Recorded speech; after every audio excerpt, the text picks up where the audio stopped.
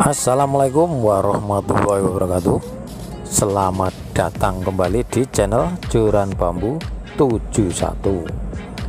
Oke, bagaimana kabarnya teman-teman semua, teman-teman YouTube Joran Bambu 71?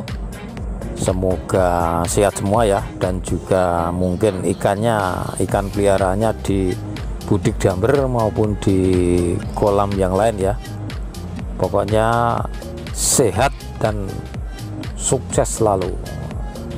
Oke, kali ini saya akan masih sharing tentang budidaya nila dalam ember ya. Bagaimana caranya?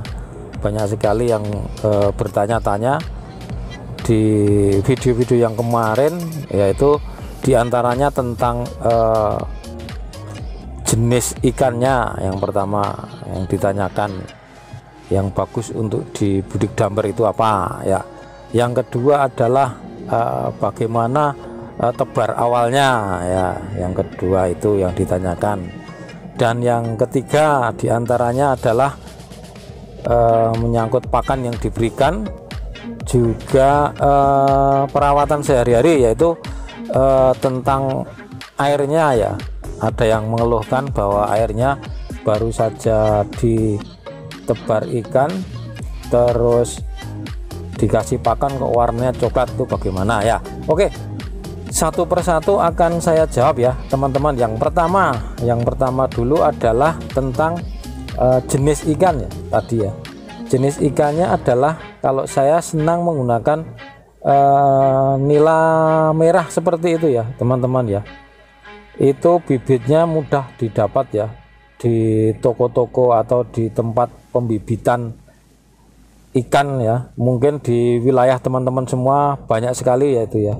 Dan itu tergolong jenis nila ya, tahan penyakit ya. Selain untuk konsumsi, karena itu ikannya juga bagus ya warnanya, untuk biasanya dipakai di kolam-kolam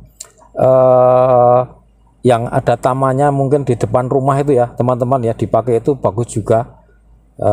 Tapi tidak salah juga kalau kita konsumsi, itu ikannya juga enak ya. Nah itu ya, pertama sudah terjawab. Saya jawab, saya senang menggunakan nila merah itu karena menurut pengalaman saya ini itu lebih tahan penyakit dan mudah sekali beradaptasi. Oke, yang kedua ya, jadi tentang tebar pertama ya. Tebar pertama biasa aja ya teman-teman ya. Saya menggunakan air ya. Kebetulan di sini ada PDAM, saya menggunakan air PDAM, dan perlakuan airnya itu sendiri gampang ya teman-teman, nggak susah ya. Jadi cuman kita ember, kita kasih air penuh ya, mungkin nggak penuh banget deng. Di bawahnya itu mungkin 10 cm di bibir ember itu ya, di bawahnya itu. Dan nanti perlakuannya cuman kita diamkan setidaknya 3 hari ya. Ya seperti itu teman-teman ya. Dan baru nanti kita tebar ikan benihnya ya. Benih, ukuran benih yang saya pakai dulu adalah ukuran sekitar 7-10 cm panjangnya ikan itu ya, kira-kira 2 jarian lah seperti itu. Itu saya beli, kalau di sini harganya 500 perak ya teman-teman per ekor, atau per kilo sekitar 45.000 1 kilo isinya, tapi banyak sekali, nggak tahu berapa itu.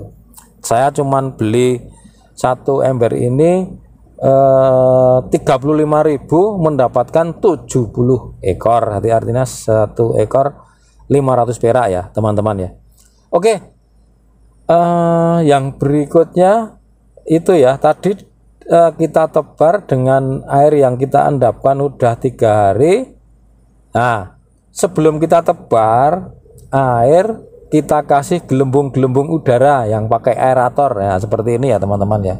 Karena ini sangat penting, jadi ini vitalnya ada di sini nih, nila itu. Karena ini termasuk tebar agak padat ya. Dan tebar agak padat ini nanti cuman untuk sampai 1 hingga 1,5 bulan ya. Setelah itu kita jarangkan ya teman-teman ya. Dan tetap saja kita menggunakan aerator sampai panen ya. Itu soal tebar, awal tebar ya. Nah, untuk berikutnya adalah tentang perawatan air ya. Perawatan air itu saya kira mudah karena di sini saya airnya melimpah. Saya memang tidak menggunakan filter ya teman-teman ya. Karena untuk mengganti air saya nggak kesulitan. Jadi memang sengaja nggak saya kasih filter. Nah, seperti apakah air harus diganti ya, seperti bagaimana ya air kok harus diganti, itu seperti apa? Yaitu pertama, air harus diganti itu intinya air udah kotor, warnanya biasanya coklat dan baunya bau agak menyengat busuk. Nah, itu harus wajib diganti ya. Kalau tidak ya ikannya akan mendem atau sakit ya teman-teman, mungkin jamur atau tahu-tahu mati itu ya di bawah, di dasar kolam itu ya, seperti itu. Nah, itu cara menggantinya kapan. Jadi menggantinya nggak harus seminggu sekali, 3 hari sekali, 2 hari sekali, enggak, tapi ketika airnya kotor dan airnya bau busuk, itu baunya nggak sedap, itulah pokoknya itu ya teman-teman ya. Oke, berikutnya adalah tentang pakan ya. Pakan yang kita berikan itu saya udah mencoba beberapa pakan ya. Memang ada pakan yang khusus untuk nila ya, itu berprotein agak rendah, sekitar 28% ya proteinnya. Dan di sini saya memang berbeda ya, saya menggunakan pakan lele ya.